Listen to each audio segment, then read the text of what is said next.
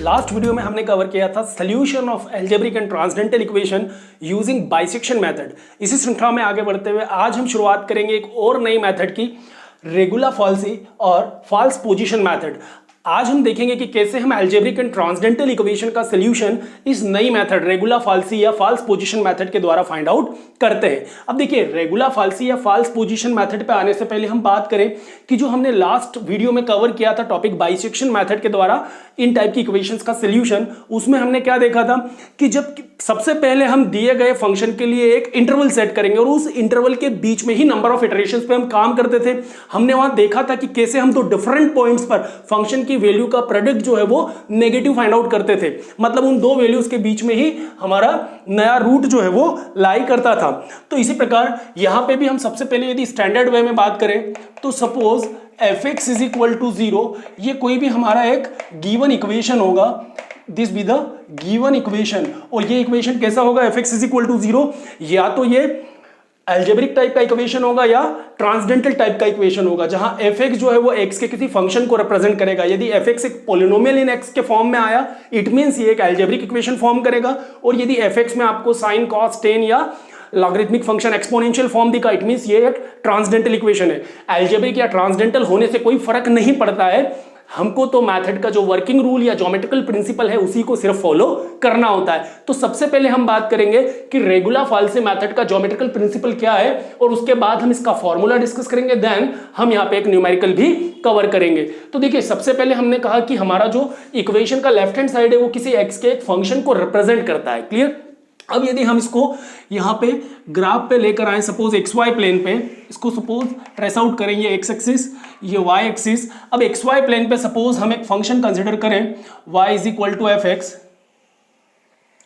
और देखिए सपोज हमारा वो फंक्शन इस प्रकार से आ जाए, इसको हमने कहा वाई, ये हमारा जो फंक्शन है Y is equal to F of X. अब ये जो हमने फंक्शन यहाँ पे बनाया है Y is equal to F X, y is equal to F X. अब इस फंक्शन को हम देखें तो भाई इसका जो सोल्यूशन होगा, इस फंक्शन को सेटिस्फाई कौन सा पॉइंट करेगा, ये वाला पॉइंट जहां ये एक्स एक्सिस को कट कर रहा है, क्योंकि ये जो पॉइंट है ना, इस पॉइंट पे हम ये कह सकते हैं कि y is equal to F X is equal to 0। पूरे एक्स प्लेन पे y का जो वैल्यू है वो 0 होता है, और हम जानते हैं कि y का मतलब जो होता है वो f ऑफ x होता है। क्लियर? तो ये जो पॉइंट होगा x का, x के इस पॉइंट पर फंक्शन का वैल्यू 0 हो रहा है, तो हम जानते हैं कि fx इज इक्वल टू 0 का जो सोल्यूशन होता है वो क्या होता है, x की वो वैल्यू जो दी गई इक्वेशन को सेटिस्फाई करे। तो x की यहाँ पे जो भी वैल्यू बनेगी, जनरल वैल्यू या एक पर्टिकुलर वैल्यू, अभी तो हम जनरली समझ रहे हैं इसको, जो पर्टिकुलर वैल्यू इस कर्व को सेटिस्फाई कर दे वही इसका एक रूट या इसका एक सोल्यूशन कहलाएगा, और हमें ये पॉइंट ही यहाँ पे फाइंड आउट करना होता है। तो रेगुला फॉल्सी के लिए हम करेंगे क्या, सपोज हमारा जो प्रोसीजर था इंटरवल सबसे पहले फाइंड आउट करने का, कि हम x की वो दो वैल्यूज निकालें जिन पे फंक्शन का वैल्यू एक बार नेगेटिव और एक बार पॉजिटिव हो जाए, या एक बार पॉजिटिव और एक बार नेगेटिव आ जाए। कहने का मतलब x की वो दो वैल्यूज हम ढूंढे जिन पे फंक्शन की वैल्यू का जो प्रोडक्ट है वो कैसा हो जाए, नेगेटिव हो जाए। तो सपोज यहां पे हम एक पॉइंट ले लें, ये जिसको हम कहें x is equal to a। अब ये x is equal to a है। सपोज यहां पे हम एक पॉइंट ले लें जिसको हम कहें x is equal to b। अब ये हमारा point x is equal to b हुआ। तो देखिए यहां पे हम क्या देख रहे हैं कि a पॉइंट पर फंक्शन का जो वैल्यू होता है उसको हम क्या कहते हैं, functional value f of a कहलाएगी। सपोज ये हमारा कर्व पर एक पॉइंट हमने लिया कैपिटल A, तो इसके कोऑर्डिनेट्स क्या होंगे, x, y, और x का वैल्यू है a और y मतलब f ऑफ a, तो इसका वैल्यू हो जाएगा यहाँ पे f of a। F x में एक्स की प्लेस पे ए लेंगे तो ये हो जाएगा एफ ऑफ ए। अब यदि हम बी पॉइंट्स के कोऑर्डिनेट्स लें यहाँ पे, suppose this be the point capital B, तो कैपिटल बी के जो कोऑर्डिनेट्स होंगे यहाँ पे वो क्या हो जाएंगे, एक्स का वैल्यू यहाँ पे बी है और वाई का जो वैल्यू है वो हो गया आपका एफ ऑफ बी। तो इस प्रकार हमने देखा कि कैपिटल ए और कैपिटल बी की जो वैल्यूज है वो कैसी है, इनके जो कोऑर्डिनेट्स है A F A and B F B हुआ। अब हमको क्या करना होगा, ए और बी पॉइंट को हम अब ज्वाइन कर दें एक स्ट्रेट लाइन के माध्यम से। तो if you connect this points A and B, तो देखिए ये स्ट्रेट लाइन ए और बी को कनेक्ट कर रही है। तो ये जो स्ट्रेट लाइन है ये एक्स एक्सिस को कहां कट कर रही है, सपोज एक्स एक्सिस को इस स्ट्रेट लाइन ने किसी पॉइंट सी पर इंटरसेक्ट किया, तो सी पॉइंट पर यदि हम सी पॉइंट के कोऑर्डिनेट्स देखें यहां पे, तो सी पॉइंट के कोऑर्डिनेट्स क्या दिखेंगे, तो भाई सी पॉइंट पे सपोज एक ये स्मॉल सी हमने लिया, ये जो है इसको हम मान लें x is equal to C, x is equal to A point था, x is equal to B point, और हमने यहां माना x is equal to C एक कोई पॉइंट है। अब पूरे एक्स प्लेन पे चूंकि y कोऑर्डिनेट जो है वो 0 होता है, तो एक्स प्लेन पे y 0 हुआ, तो यहां पे हम इसको क्या लिख सकते हैं, y की प्लेस पे 0।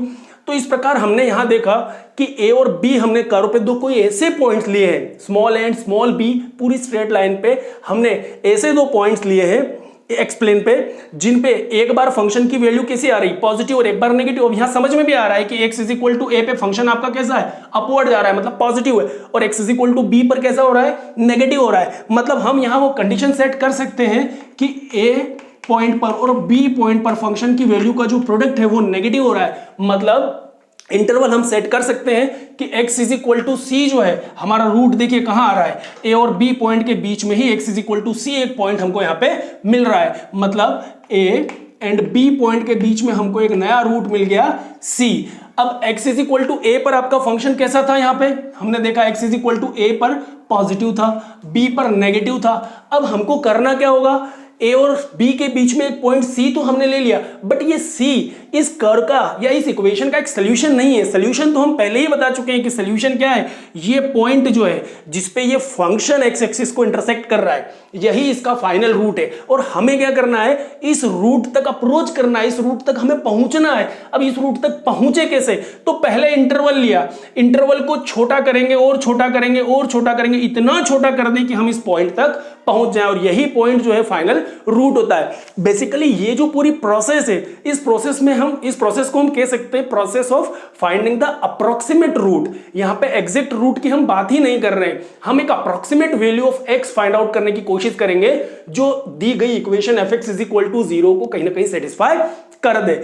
अब वैसे तो रेगुलर फाल्सी या फिर इसके पहले हमने जो बाइसेक्शन प्रिंसिपल पढ़ा, या जो भी इटरेटिव मेथड पढ़ेंगे, सिकेंट मेथड पढ़ेंगे, न्यूटन रैप्सन मेथड पढ़ेंगे, इन सब मेथड्स में हम कंपेयर करें तो न्यूटन रैप्सन मेथड ही हमको सबसे बेस्ट अप्रोक्सीमेट वैल्यू जो है एक्स का प्रोवाइड करता है। तो सबसे बेस्ट जो मेथड होता है वो न्यूटन रैप्सन मेथड ही होता है, क्योंकि नंबर ऑफ इटरेशंस भी कम हो जाते हैं और सबसे बेस्ट अप्रोक्सीमेट वैल्यू हमको न्यूटन रैप्सन मेथड ही प्रोवाइड करता है। बट चूंकि रेगुलर फाल्सी पे भी हम बात कर रहे हैं, तो रेगुलर फाल्सी में देखें कि हमने ए बी इंटरवल को छोटा किया, ए और सी या फिर सी और बी, तो देखिए अगला रूट जो है वो तो तय है कि या तो ए सी के बीच में होगा या फिर सी और बी के बीच में।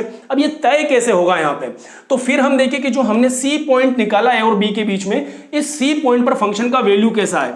तो देखिए सी पॉइंट पर फंक्शन का वैल्यू ज्योमेट्रिकली तो हम देखें यहाँ पे ग्राफ पे तो समझ में आ रहा है कि सी पॉइंट पर भी फंक्शन का वैल्यू कैसा हो रहा है, वाई के नीचे ही आ रहा है ना, मतलब सी पॉइंट पर फंक्शन आपका कैसा है, नेगेटिव है, मतलब सी पॉइंट पर हमको मिल गया नेगेटिव। तो जो नेक्स्ट रूट होगा वो अपोजिट पेयरिंग्स के बीच ही हम निकालेंगे। तो ए पे पॉजिटिव था, सी पे नेगेटिव था, तो अगला रूट जो होगा ए और सी के बीच में ही हमको कहीं ना कहीं मिलेगा। तो ए और सी के बीच में नेक्स्ट रूट मिलेगा। अब ए और सी के बीच में नेक्स्ट रूट कैसे निकाला जाए, अब हम वो रूट निकालने की कोशिश कर रहे हैं। अभी तो हम पहले ये पॉइंट सी निकालें कि ये सी पॉइंट ही कैसे फाइंड आउट किया जाए। तो सी पॉइंट फाइंड आउट करने के लिए हम यहाँ पे स्लोप के फॉर्मूले का यूज कर सकते हैं और इस सी पॉइंट का वैल्यू निकाल सकते हैं, क्योंकि ए और बी तो हमने देख लिया पॉजिटिव नेगेटिव का पेयरिंग करके कि एक पे नेगेटिव आया या पॉजिटिव आया, दूसरे पे नेगेटिव आया।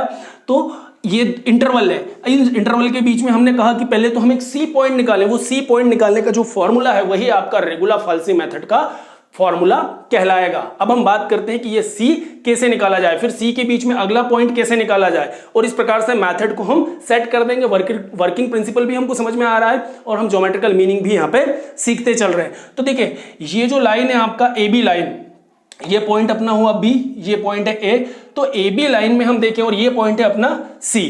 तो ए बी सी को यदि हम ऑब्जर्व करें तो हम ये अच्छे से जानते हैं कि slope of the line A B is equal to slope of the line A सी।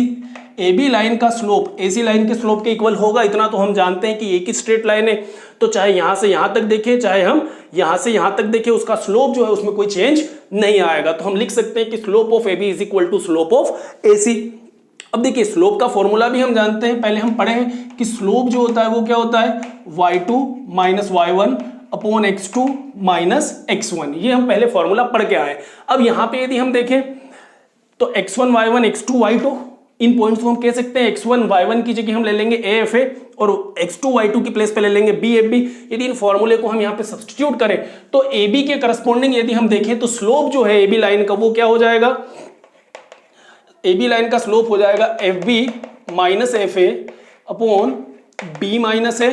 और यदि हम AC लाइन के स्लोप की बात करें तो AC लाइन का स्लोप देखिए B माइनस A मतलब 0 minus FA, 0 minus FA and upon यहां पे आ जाएगा C माइनस A। तो ये हुआ C माइनस A।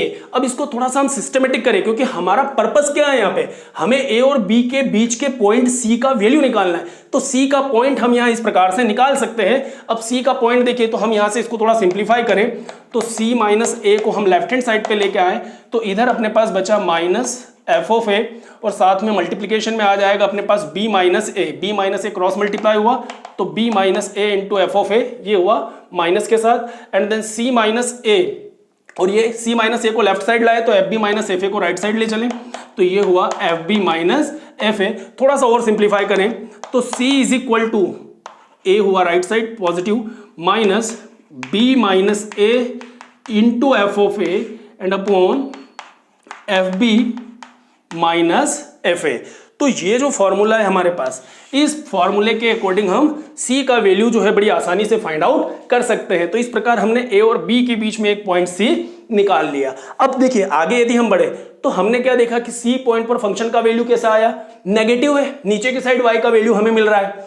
अब यदि C पॉइंट पर फंक्शन का वैल्यू नेगेटिव मिल रहा है, इट मीन्स कि जो अगला रूट होगा वो A और C के बीच में आएगा कहीं ना कहीं। तो अगला रूट A और C के बीच में आएगा। अब सपोज ये जो पॉइंट है इसको हम कह दें कोई एक नया पॉइंट, सपोज D, ये जो पॉइंट है इसको हम कहें कर्व के ऊपर यदि यहां से हम इंटरसेक्ट करें तो ये हुआ सपोज कोई D पॉइंट जिसके कोऑर्डिनेट्स क्या होंगे, यहाँ पे ये C पॉइंट है तो ये स्मॉल c और इस पे फंक्शन का वैल्यू हो जाएगा f ऑफ c। तो अब देखिए यहां से हम यदि इस पॉइंट से फिर A पॉइंट को कनेक्ट करें तो अब हमको फिर एक नया स्ट्रेट लाइन मिल गया।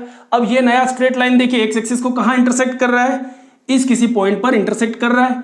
अब हमें क्या करना है, ए और सी के बीच में वो पॉइंट निकालना है, कौन सा, ये वाला। अब सपोज इस पॉइंट को हम कह दें स्मॉल डी, तो ये स्मॉल डी का वैल्यू हम कैसे निकालेंगे, ये जो स्मॉल डी है ए और सी के बीच में स्मॉल डी का वैल्यू हम कैसे निकालेंगे, वापस यही प्रोसीजर कि इस डी के जो कोऑर्डिनेट्स है, ये स्मॉल डी एक पॉइंट है तो हम इसके कोऑर्डिनेट्स ले सकते हैं कैपिटल डी जिसको हम कहें स्मॉल डी, और पूरे एक्सप्लेन पे y होता है 0 तो ये d, 0।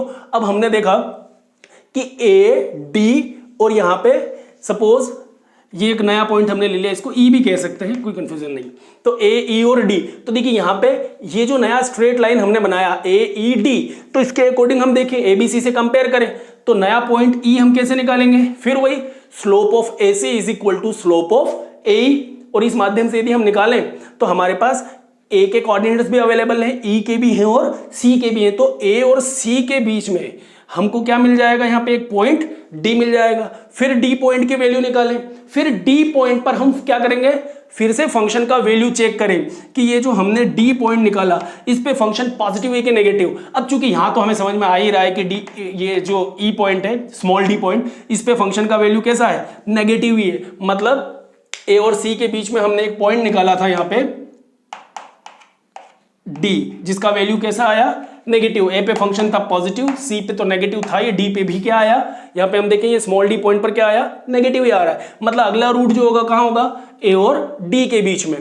तो अब हम क्या करेंगे, ये जो e पॉइंट था अब यहाँ पे फिर हम अप्रोच करें, देखिए कहाँ पे इंटरसेक्ट हो रहा है, कर्व पे यहाँ पे। अब यहाँ से फिर एक स्ट्रेट लाइन हम ड्रॉ कर दें, फिर ये स्ट्रेट लाइन देखिए एक्स एक्सिस को कहाँ इंटरसेक्ट कर रहा है, सपोज इस पॉइंट पर कर रहा है। मतलब पॉइंट्स क्या हो रहे हैं यहाँ पे, actually right to left shift होते जा रहा है, मतलब इंटरवल छोटा होते जा रहा है। और हम कहां अप्रोच कर रहे हैं, हम इस सर्कल की तरफ अप्रोच कर रहे हैं, इस पॉइंट की तरफ अप्रोच कर रहे हैं। और ये जो पॉइंट था ये कौन सा पॉइंट है, ये दिए गए curve y is equal to F X पर वो पॉइंट है जो एक्स एक्सिस को इंटरसेक्ट कर रहा है। मतलब F X is equal to 0 वाली लाइन को x इंटरसेक्ट कर रहा है, मतलब x की वो वैल्यू जिसपे फंक्शन का वैल्यू जो है वो क्या हो रहा है, 0। मतलब हमारा फाइनल रूट जो होता है। तो हम क्या कर रहे हैं, इंटरवल छोटा कर रहे हैं, राइट टू लेफ्ट अप्रोच करते जा रहे हैं और हम धीरे धीरे कहां पहुंच जाएंगे, इस पॉइंट के पास पहुंच जाएंगे जो कि हमारा फाइनल रूट होगा। और ये जो है वो फॉर्मूला है कि कैसे हम नेक्स्ट पॉइंट्स को फाइंड आउट करते जाएंगे। तो इस प्रकार हम बड़े आसानी से हमने फॉर्मूला सीखा, हमने ज्योमेट्रिकल कंसेप्ट सीखा कि कैसे रेगुलर फाल्सी मेथड के माध्यम से हम किसी गिवन अलजेब्रिक या ट्रांसेंडेंटल इक्वेशन को सॉल्व करते हैं। आई होप कि आपको formula, concept and geometrical meaning जो है वो इसका समझ में आया होगा। Thank you very much, thanks for watching this video.